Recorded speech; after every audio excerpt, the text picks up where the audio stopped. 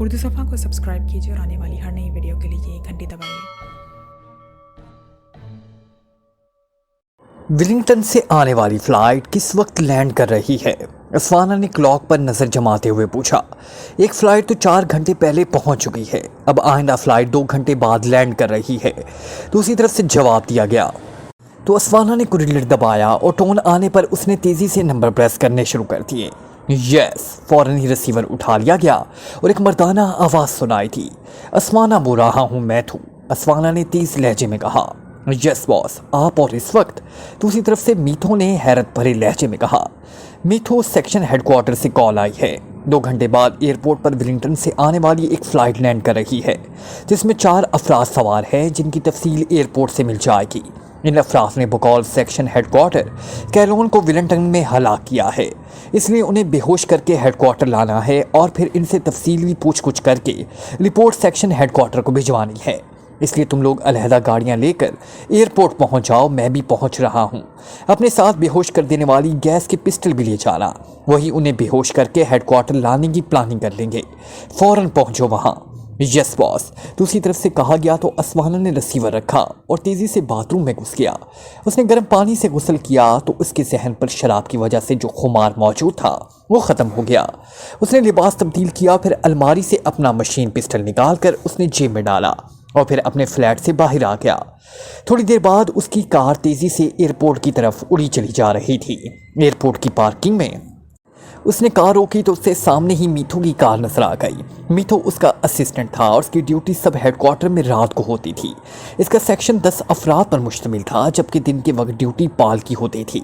इसका सेक्शन भी 10 अफराद पर मुश्तमिल था। असवाना इन सब का इंचार्ज था। इन सब का ताल्लुक ब्लैक थंडर से था और वो क्लास में ब्लैक थंडर के मुफादात की निगरानी करते थे। वो सब इंतहाई तरबियत याफ्ता थे। असवाना कैलोन से बहुत अच्छी तरह वाकिफ़ था। उसे मालूम था कि कैलोन ब्लैक थंडर की किसी लेबॉर्ट्री को सप्लाई देने का काम करता है। फिर कैलोन को सेक्शन हेडक्वार्टर के हुक्म पर अंडरग्राउंड होना पड़ा और वो विलिंगटन चला गया। इसका सेक्शन मुकम्मल तौर पर क्लोज कर दिया गया। अब सेक्शन हेडक्वार्टर ने उसे इतला दी थी कि क्रांस आने वाले इन 4 अफराद ने कैलोन को इस फ्लैट में घुसकर हलाक कर दिया। इसके नुक्ताए नज़र से उनके फ्लैट में घुसकर सेक्शन हेडक्वार्टर ने उसे इन लोगों को बेहोश करके अगवा करने की जो हिदायत दी थी वो खासी मुश्किल थी, क्योंकि इन 4 अफराद को एयरपोर्ट पर हलाक करना तो इसलिए ऐसा था जैसे कीड़े मकोड़ों को हलाक कर देना, लेकिन मुसाफिरों से भरे हुए एयरपोर्ट पर उन्हें ट्रेस करना फिर बेहोश करके ले जाना मुश्किल काम था। पुलिस उन्हें चंद कदम भी आगे ना जाने देती, क्योंकि यहाँ पुलिस की कारकर्दगी ना सिर्फ इंतहाई तेज़ और फ़ाल थी, बल्कि इसका कंट्रोल भी बेहद सख्त था। असवाना यही सोचता हुआ एयरपोर्ट की इमारत में दाखिल हुआ तो वहाँ मीथो से मिल गया। वो स्मार्ट जिस्म और दरमियाने कद का नौजवान था। उसने सूट पहना हुआ था।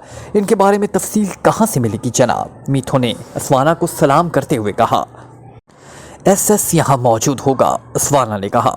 ओ हाँ, वो इधर फ़ोन बोथ के करीब मौजूद है, आइए, मीतो ने कहा। फिर वो दोनों इस तरफ को चल पड़े जहाँ 10-12 फ़ोन बोथ बने हुए थे, जहाँ से लोकल और बैरून मुल्क कॉलिंग की जा सकती थी। SS एक कुरियर कंपनी थी जिसके लोग खसूसी साख्त की यूनिफॉर्म पहने थे और उनके सीने पर SS के हरूफ के सुर्ख बैच लगे दूर से ही नजर आ रहे थे। चंद लम्हों बाद वो फ़ोन बोथ के पास पहुंच गए तो वहाँ दीवार से पुष्ट लगाए एक अधीर उम्र आदमी मौजूद था, जिसके सीने पर SS का बैच लगा हुआ दिखाई दे रहा था। मेरा नाम असवाना है, असवाना ने आगे बढ़कर कहा तो वो आदमी चौंक कर सीधा हो गया। आपका रिहायशी फ़ोन नंबर क्या है? इस आदमी ने पूछा तो असवाना ने उसे फ़ोन नंबर बता दिया। यस सर, ये लीजिए सर डिलीवरी। इस आदमी ने जेब से एक लिफाफा निकाल कर असवाना की तरफ बढ़ाते हुए कहा और साथ ही दूसरी जेब से एक डायरी निकाल कर उसने इस पर असवाना के दस्तखत लिए, फिर सलाम करके मुड़ा और पार्किंग की तरफ बढ़ता चला गया। असवाना ने लिफाफा खोला, इसमें एक कागज़ मौजूद था। उसने वो कागज़ खोला तो इस पर 4 अफराद के हुलिये, लिबासों की तफसील और कदोकामत के बारे में मालूमात थी। इनकी कागजात की नकूल यहाँ फैक्स हो चुकी होंगी, वो नकूल भी हासिल करो ताकि इन पर मौजूद उनकी तस्वीरें भी चेक की जा सकें। असवाना ने कागज़ मीथो के हवाले करते हुए कहा और मीथो सर हिलाता हुआ वापस मुड़ गया। फिर तकरीबन आधे घंटे बाद वो वापस आया तो उसके हाथ में एक पैकेट सा था। इसने वो पैकेट असवाना की तरफ बढ़ा दिया। इन 4 अफराद के कागजात थे जिन पर उनकी तस्वीरें भी मौजूद थी। असवाना और मीथो गौर से इन तस्वीरों को देखने लगे। ये एक्रीमियन थे। अब हम उन्हें आसानी से पहचान लेंगे। और सुनो, यहाँ एयरपोर्ट पर गैस फायर करने की ज़रूरत नहीं, ये लाजमन यहाँ से किसी टैक्सी में बैठकर जाएंगे। जिस होटल में भी जाकर ये ठहरे वहाँ गैस फायर करके उन्हें फायर डे से निकाल कर हेडक्वार्टर ले आना। उस्माना ने कहा, क्या आप अब हेडक्वार्टर जा रहे हैं? मीठू ने पूछा। हाँ, और ख्याल रखना, पुलिस को अपने पीछे ना लगा देना और ना ही उन्हें संभलने का कोई मौका देना। ये लाजिमन तरबियत याफ्ता अफराद होंगे, अस्वाना ने कहा। यस सर, आप बेफिक्र रहें, मीठू ने जवाब दिया तो अस्वाना सर हिलाता हुआ वापस पार्किंग की तरफ बढ़ गया, क्योंकि उसे मालूम था कि मीठू और उसका ग्रुप ऐसे मामलात में इंतहाई तरबियत याफ्ता है, इसलिए वो इसकी तवक्को से ज़्यादा अच्छे अंदाज में ये काम कर लेंगे। देवहेकल मुसाफिर बरदार जेट जहाज वेलिंगटन से यूरोपीय मुल्क करांस की तरफ परवास कर रहा था। जहाज में 300 के करीब मुसाफिर मौजूद थे, जिनमें सदीकी, खावर, चौहान और नुमानी भी शामिल थे। सदीकी और खावर एक सीट पर और उसके उकब में दूसरी सीट पर नुमानी और चौहान बैठे थे। इन चारों के चेहरों पर एक्रीमियन मेकअप था। वो वेलिंगटन से इस परवास पर सवार हुए थे। अब उनकी मंजिल करांस था। इमरान ने उन्हें ब्रीफ करने के बाद वेलिंगटन भिजवाया था।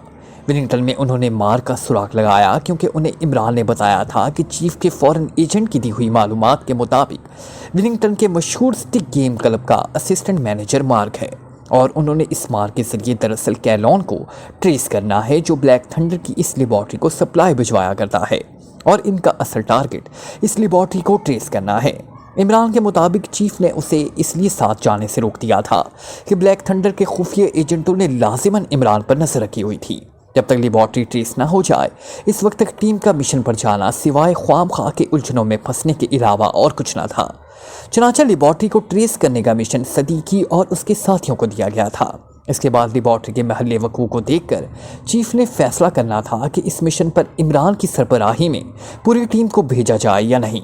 वैसे सदीकी और उसके साथी इस बात पर बेहद खुश थे कि उन्हें ब्लैक थंडर के खिलाफ काम करने का मौका दिया जा रहा है। उन्हें ब्लैक थंडर के बारे में अच्छी तरह मालूम था कि इंतहाई बाविसाइल और इंतहाई जदीद तरीन इजादात इस्तेमाल करने वाली बैनुल अक़वामी तंजीम है, जिसके सुपर एजेंटों का जाल पूरी दुनिया में फैला हुआ है। ये सुपर एजेंट्स इंतहाई तरबियत याफ्ता और इंतहाई बाविसाइल लोग हैं। सदीकी अपने साथियों समेत वेलिंगटन पहुंचा, फिर उन्होंने जल्द ही स्टिक गेम क्लब का तलाश कर लिया। सदीकी ने वहां जाकर मार के बारे में मालूम किया तो उसे बताया गया कि मार का आज और कल ऑफ है, जिस पर सदीकी ने उसकी रिहाइशगाह के बारे में मालूम करने की कोशिश की, लेकिन उसे टाल दिया गया। इसके बाद सदीकी ने एक वाटर को भारी रकम देकर इससे मार की रिहाइशगाह के बारे में आसानी से मालूम कर लिया। फिर वो मार के फ्लैट पर पहुंच गए। फ्लैट के दरवाजे के की होल से अंदर बेहोश कर देने वाली गैस फायर की और फिर मास्टर की से दरवाज़ा खोलकर वो अंदर दाखिल हुए तो मार्क वहां कुर्सी पर बेहोश पड़ा था। उसे बांधकर होश में लाया गया। फिर मार्क ने जल्दी तशद्दुद के सामने हथियार डाल दिए। उसने उन्हें बताया कि कैलोन को वो करान से अपने साथ लाया था। इसकी प्लास्टिक सर्जरी कराकर उसे नए नाम से कागजात बनवा दिए थे।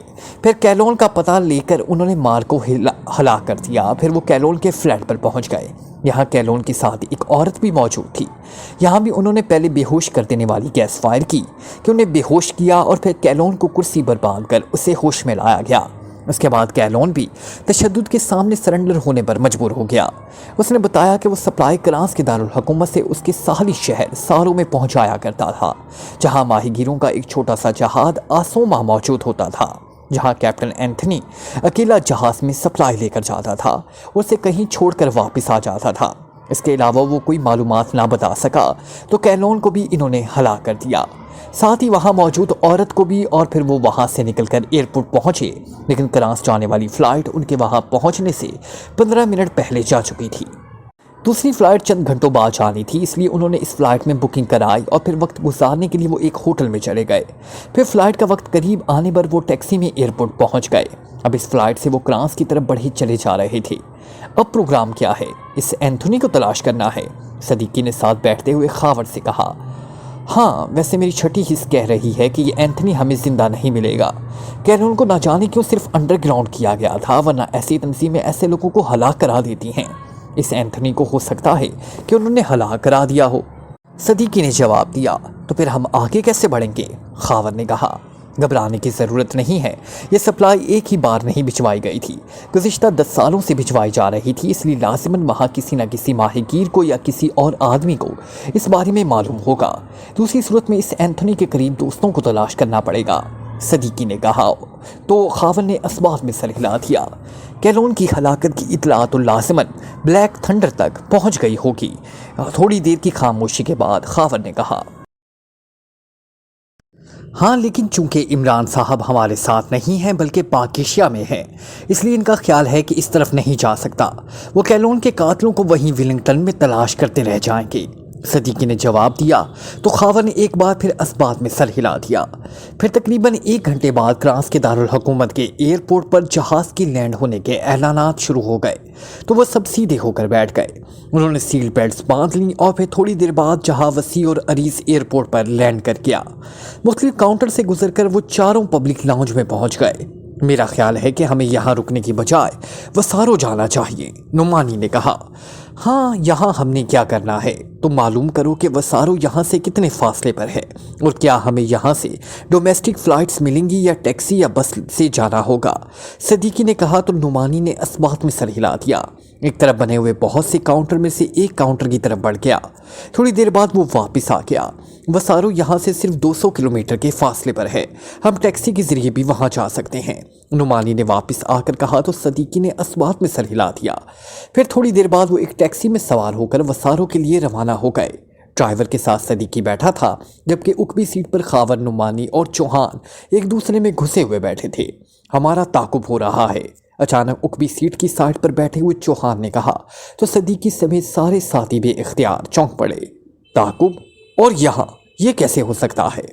سب نے ہی ایک زبان ہو کر کہا۔ وہ سب کرانسی زبان بول رہے تھے تاکہ ڈرائیور ان کی بات نہ سمجھ سکے۔ سرخ رنگ کی کار ایئرپورٹ سے مسلسل ہمارے پیچھے ہے، چوہان نے کہا۔ او ہاں واقعی 1-2 بار یہ ہمارے آگے بھی جا چکی ہے، خاون نے کہا۔ اسی لمحے سرخ رنگ کی کار کی رفتار یکلخت تیز ہوئی اور وہ ان کی ٹیکسی کے برابر آ گئی۔ ٹیکسی روکو، اسپیشل پولیس۔ سرخ رنگ کی کار میں ڈرائیور کے ساتھ بیٹھے ہوئے ایک درمیانے قد کے آدمی نے انتہائی سخت لہجے میں کہا تو ٹیکسی ڈرائیور نے تیزی سے ٹیکسی کی رفتار کم کی اور اسے سائڈ پر لے جانے لگا، جبکہ صدیقی اور اس کے ساتھی بھی اختیار چوکنے ہو کر بیٹھ گئے۔ ٹیکسی رکی تو وہ سرخ کار بھی رک گئی اور دروازہ کھول کر وہی آدمی باہر نکلا۔ ہم صرف منشیات چیک کرنا چاہتے ہیں، اس آدمی نے قریب آ کر سخت لہجے میں کہا۔ پھر اس سے پہلے کہ صدیقی اسے کچھ جواب دیتا، اچانک کٹک کی آواز سنائی دی اور اس کے ساتھ ہی ٹیکسی میں سفید رنگ کا دھواں پھیلتا چلا گیا۔ صدیقی کو یوں محسوس ہوا جیسے اس کا ذہن کسی گہری دلدل میں غرق ہوتا چلا جا رہا ہے۔ یہ احساس بھی صرف چند لمحوں کے لیے ہوا، پھر اس کے تمام حواس تاریکی میں ڈوب گئے۔ پھر جس طرح گہرے اندھیرے میں بجلی چمکتی ہے اس طرح اس کے ذہن میں بھی بجلی سی چمکی اور پھر یہ روشنی تیزی سے پھیلتی چلی گئی۔ اس کے ذہنی اسے اپنے جسم میں درد کی تیز لہریں سی دوڑتی ہوئی محسوس ہوئی اور شاید اسی تیز درد کی وجہ سے اس کا شعور یکلخت ایک جھٹکے سے جاگ اٹھا۔ صدیقی نے بے اختیار اٹھنے کی کوشش کی لیکن دوسرے ہی لمحے اس کے منہ سے بے اختیار ایک طویل سانس نکل گئی کہ وہ ٹیکسی کے بجائے ایک بڑے سے ہال نما کمرے میں ایک کرسی پر بیٹھا ہوا تھا۔ اس کا جسم راڈس میں جکڑا ہوا تھا۔ اس نے گردن گھمائی تو اس کے ساتھ ہی اس طرح راڈس میں جکڑے ہوئے اس کے ساتھی بھی کرسیوں پر موجود تھے اور ایک آدمی سب سے آخر میں موجود نعمانی کے بازو میں انجیکشن لگا رہا تھا، جبکہ خاور سمیت سب ساتھیوں کی گردنیں ڈھلکی ہوئی تھی۔ سامنے خالی کرسیاں پڑی تھیں۔ صدیقی کی ساتھ والی کرسی پر موجود چوہان کے جسم میں حرکت کے آثار واضح طور پر نظر آ رہے تھے۔ اسی لمحے وہ آدمی انجیکشن لگا کر واپس مڑا۔ اس نے ہاتھ میں موجود سرنج ایک طرف پڑی ہوئی بڑی سی ٹوکری میں اچھال دی۔ یہ ہم کہاں ہیں اور ہمیں کیوں اس طرح باندھا کیا ہے؟ صدیقی نے پوچھا، لیکن وہ آدمی کوئی جواب دیے بغیر تیز تیز قدم اٹھاتا کمرے سے باہر چلا گیا۔ تھوڑی دیر بعد ایک ایک کر کے اس کے سارے ساتھی ہوش میں آ گئے۔ صدیقی چونکہ ہال کے کنارے میں موجود کرسی پر تھا اس لیے وہ اپنی ٹانگ موڑ کر کرسی کے عقب میں لے گیا اور پھر تھوڑی سی کوشش کے بعد اسے احساس ہو گیا کہ عقبی پائے میں کوئی بٹن نہیں۔ اس کا مطلب تھا کہ ان راز کا کنٹرول سامنے دیوار پر موجود سوئچ بورڈ کے بٹنوں سے ہے۔ اس نے ٹانگ موڑی اور اسے سیدھا کر لیا۔ اب اس نے کرسی کے سامنے پائے کے ساتھ پیر کو اوپر نیچے کرنا شروع کیا، کیونکہ ایسے سسٹم میں ارتھ کے لیے آخر یا سب سے پہلے کرسی کی پائے کے ساتھ ارتھ کی تار ضرور ہوتی ہے۔ اور پھر تھوڑی سی کوشش کے بعد وہ ارتھ کی تار کو چیک کرنے میں کامیاب ہو گیا تو اس کے چہرے پر اطمینان کے تاثرات ابھر آئے۔ اسی لمحے سب نے ہوش میں آتے یہی سوال کیا جو صدیقی نے اس آدمی سے پوچھا تھا، لیکن وہ سب چونکہ تربیت یافتہ تھے اس لیے ہوش میں آتے ہوئے انہوں نے ایکریمین زبان اور لہجہ ہی استعمال کیا۔ वैसे ये बात सदीकी पहले ही चेक कर चुका था कि सब साथियों के वही चेहरे थे जो मेकअप से बनाए गए थे, और चूंकि मेकअप इमरान के खसूसी फार्मूले के तहत किया गया था, इसलिए जाहिर है वो किसी मेकअप वॉशर से वॉश नहीं हो सकता था। इस बार मामला चूंकि ब्लैक थंडर का था, इसलिए इमरान ने खसूसी तौर पर उन्हें इस मेकअप का फार्मूला बताया था। वैसे भी उन्हें हर कदम मोहतात अंदाज पे रखने का कहा गया था, इसलिए खामोशी से बैठे हुए थे कि उन्हें मालूम न था कि ये क्या चक्कर है, और आपस में कोई ऐसी बात करने से भी उन्हें अगवा करने वालों का मकसद पूरा हो सकता था। चंद लम्हों बाद दरवाज़ा खुला और 2 आदमी अंदर दाखिल हुए। इन दोनों के कांधों से मशीन गनें लटक रही थी। ये दोनों यूरोपियन थे।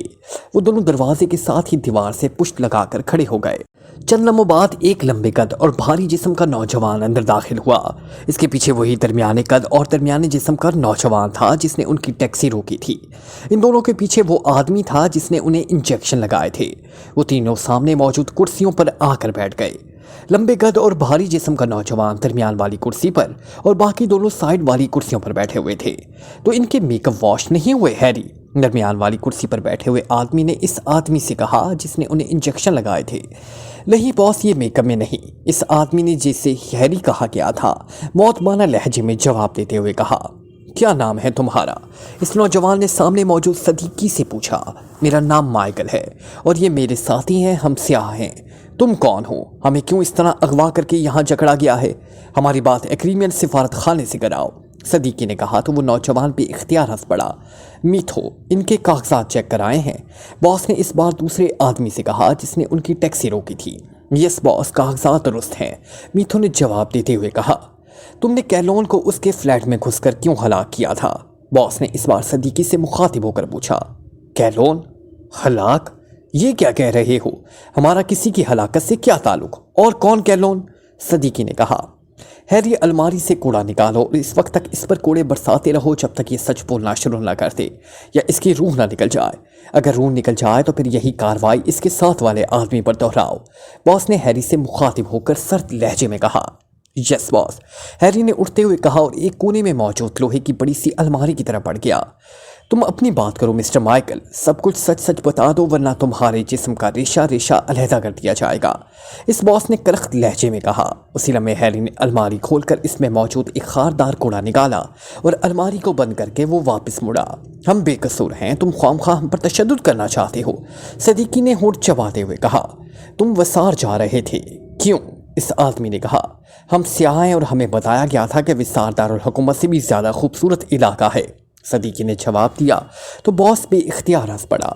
तुमने विसार शहर देखा हुआ नहीं है वरना तुम कभी ये फिक्रा ना बोलते।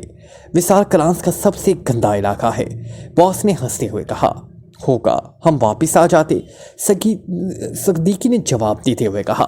सुनो, आखिरी बार कह रहा हूँ कि सब कुछ सच सच बता दो। तुम्हारा मेकअप वॉश हो जाता तो हमारे लिए खासी आसानी हो जाती, लेकिन अब तुम्हारा ज़बान खुलवाना हमारी मजबूरी बन चुकी है।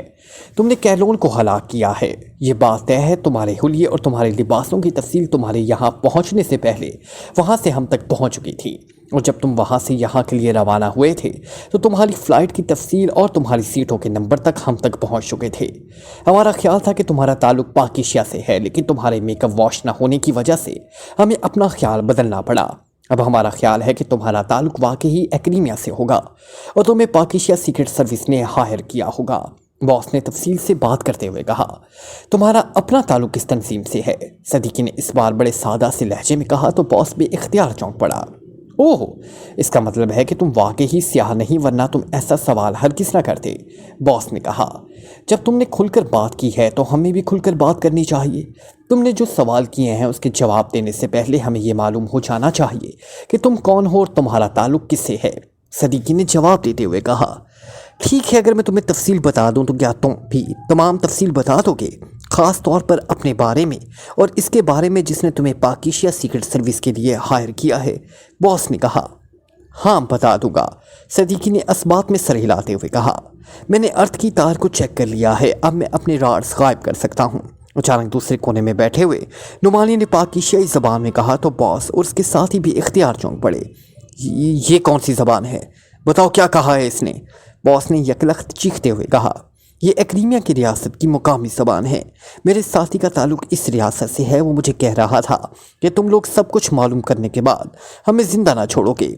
صدیقی نے کہا، اس کا فیصلہ تمہارے بیان کے بعد ہوگا، اگر تم نے سچ بولا تو تم نہیں رعایت دے دیں گے ورنہ نہیں، باس نے کہا۔ میں اپنے ساتھی کو تسلی دے دوں، صدیقی نے کہا، اور اس کے ساتھ ہی اس نے نعمانی سے کہا وہ اس کے سر کو دیکھتا رہے۔ جیسے ہی وہ اپنے سر کو پیچھے کی طرف جھٹکے وہ ارتھ کی تار توڑ کر راڈ غائب کر دے، اور اس کے بعد اس کا کام مسلح افراد پر قابو پانا ہوگا۔ صدیقی نے بھی پاکستانی زبان میں بات کرتے ہوئے کہا تو نعمانی نے اس بار جواب دینے کی بجائے اسبات میں سر ہلا دیا۔ باس، یہ لوگ کوئی سازش کر رہے ہیں۔ اچانک ساتھ بیٹھے ہوئے میتھو نے باس سے کہا، احمق ہو گئے ہو، یہ راڈز میں جکڑے ہوئے بے بس ہیں، اور چاہے یہ جتنے بھی طاقتور ہوں یہ راڈز کو نہیں توڑ سکتے، ایسی صورت میں یہ کیا سازش کر سکتے ہیں؟ باس نے میتھو کو ڈانٹنے والے لہجے میں کہا تو میتھو ہونٹ بھینچ کر خاموش ہو گیا۔ میرا نام اسوانا ہے اور میں بلیک تھنڈر کا سپر ایجنٹ ہوں۔ تمہارے بارے میں اطلاع سیکشن ہیڈ کوارٹر سے دی گئی ہے۔ ہمارا خیال تھا کہ تم یہاں کسی ہوٹل میں رہو گے، لیکن جب میتھو کو اطلاع ملی کہ تم نے وسار کے لیے ٹیکسی بک کرائی ہے تو تمہیں فوری بھی ہوش کر کے یہاں لے آیا گیا۔ باس نے بڑے فخریہ لہجے میں کہا، کیا تمہیں معلوم ہے کہ کیلون کو کیوں ہلاک کیا گیا ہے؟ صدیقی نے کہا، تم نے لازماً اس سے سپلائی کے بارے میں پوچھ گچھ کی ہوگی، لیکن تمہیں کیلون کے بارے میں علم کیسے ہو گیا؟ وہ تو انڈر گراؤنڈ تھا، اسوانا نے کہا۔ جب وہ انڈر گراؤنڈ ہوا تو اس کے آخری بار اس کا دوست مارک دیکھا گیا، اور مارک اسے اپنے ساتھ ولنگٹن لے گیا، اور وہاں اس نے اس کی پلاسٹک سرجری کرا کر اس کا چہرہ مستقل طور پر بدل دیا، اور ڈان کے نام سے اس کے نئے کاغذات بھی بنوا دیے۔ پہلے ہم مارک تک پہنچے، پھر مارک نے کیلون کی رہائش گاہ کی نشاندہی کر دی، پھر کیلون نے ہمیں بتایا کہ وہ سپلائی وسارو کے ساحل پر ایک چھوٹے سے بحری جہاز کے کیپٹن اینتھونی کو پہنچاتا تھا۔ اب ہم اس اینتھونی کو تلاش کرنے کے لیے وسارو جا رہے تھے کہ تم نے ہمیں اچانک گھیر لیا۔ صدیقی نے جواب دیا۔ تمہارا تعلق کس سے ہے؟ اسوانا نے پوچھا۔ ہمارا تعلق ایکریمیا کی ایک سرکاری ایجنسی ریڈ ولف سے ہے، صدیقی نے جواب دیا۔ اوہ، تو یہ بات ہے۔ بہرحال اب تم مرنے کے لیے تیار ہو جاؤ، اسوانا نے کہا۔ اس کے ساتھ ہی اس نے جیب سے مشین پسٹل نکالا ہی تھا کہ اچانک کٹاک کی آوازوں کے ساتھ ہال گونج اٹھا، اور اسوانا سمیت سب چونک پڑے۔ دوسرے لمحے صدیقی کے قریب کھڑا ہیری، جو ہاتھ میں خاردار کوڑا پکڑے کھڑا تھا، چیختا ہوا اڑ کر اسوانا اور میتھو سے جا ٹکرایا، اور ان دونوں کو ساتھ لیتا ہوا نیچے فرش پر جا گرا۔ اسی لمحے نعمانی نے یک لخت چھلانگ لگائی، لیکن چونکہ اس کے اور مسلح افراد کے درمیان فاصلہ زیادہ تھا اس لیے وہ ان کے سنبھلنے سے پہلے ان تک نہ پہنچ سکا۔ لیکن غنیمت یہ تھا کہ دونوں کی مشین گنیں ان کے ہاتھوں میں نہیں تھی۔ البتہ نعمانی کے پہنچنے سے پہلے وہ دونوں سنبھل چکے تھے، اور انہوں نے مشین گنیں کاندھے سے اتارنے کی کوشش کی، لیکن ان کی یہ کوشش ناکام ہو گئی، اور دونوں کی مشین گنیں ان کے ہاتھوں سے نکل کر ایک طرف جا گری۔ لیکن وہ دونوں چونکہ تربیت یافتہ تھے، اس لیے وہ نعمانی سے اس انداز میں ٹکرا گئے کہ باوجود شدید کوشش کے نعمانی کے ہاتھ مشین گن تک نہ پہنچ سکے۔ پھر وہاں نعمانی اور ان دونوں کے درمیان انتہائی خوفناک فائٹ اس انداز میں شروع ہو گئی کہ جیسے دیکھ کر خود ہی اندازہ ہو جاتا تھا کہ یہ موت اور زندگی کی جنگ لڑی جا رہی ہے، جبکہ ادھر صدیقی اسوانا اور اس کے ساتھی سے لڑ رہا تھا۔ خاردار کوڑا صدیقی کے ہاتھ آ گیا تھا، اور پھر اسوانا اور میتھو ہیری کے ٹکرانے پر کرسیوں سمیت نیچے گرنے کے باوجود انتہائی ماہرانہ انداز میں اٹھے، اور انہوں نے صدیقی پر حملہ کرنے کی کوشش کی، لیکن صدیقی کوڑے کی شڑاپ اور ان تینوں کے حلق سے نکلنے والی چیخوں سے حال گونج اٹھا۔ ان تینوں نے گو صدیقی سے ٹکرانے اور کوڑا پکڑنے کے ساتھ ساتھ مختلف سمتوں میں بھاگنے کی بھی بے حد کوشش کی، لیکن صدیقی تو بجلی بنا ہوا تھا، اس نے ان کی یہ سب کوشش باہر آور نہ ہونے دی، اور چند ہی لمحوں بعد وہ تینوں زخموں سے چور فرش پر پڑے تڑپ رہے تھے۔ اس دوران نعمانی نے ایک آدمی کی گردن توڑ دی تھی، جبکہ دوسرا بھی ابھی تک اس سے نمبر آزما تھا۔ ہٹ جاؤ، صدیقی نے چیخ کر کہا تو نعمانی یک لخت اچھل کر سائیڈ میں ہوا ہی تھا کہ چھڑپ کی آواز کے ساتھ وہ آدمی کوڑے کی ضرب کھا کر چیختا ہوا دیوار سے جا ٹکرایا۔ اس نے نیچے گر کر دوبارہ اٹھنے کی کوشش کی، لیکن شراب کی آواز کے ساتھ ہی کوڑے کی دوسری ضرب نے اسے اس انداز میں تڑپنے پر مجبور کر دیا جیسے پانی سے نکلنے والی مچھلی تڑپتی ہے۔ جبکہ اسی لمحے مشین گن کی فائرنگ ہوئی، اس کے ساتھ ہی وہ آدمی ایک جھٹکے سے ساکت ہو گیا۔ یہ فائرنگ نعمانی نے کی تھی، جبکہ میتھو، ہیری اور اسوانا تینوں اب ساکت ہو چکے تھے۔ باہر جا کر چیکنگ کرو، صدیقی نے تیز لہجے میں کہا، اور خود آگے بڑھ کر اس نے دروازے کے قریب دیوار پر نصب سوئچ بورڈ پر موجود سرخ رنگ کے بٹنوں کو پریس کرنا شروع کر دیا۔